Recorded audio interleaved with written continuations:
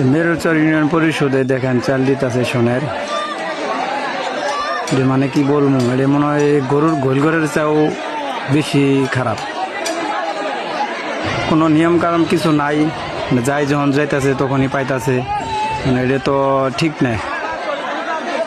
একজনের মাথা ফাটছে, একজনের ঠোঁট ফাটছে, মানে চাল তুলবে রোজা রমজানের দিন, এরকম হলে কি চলবে?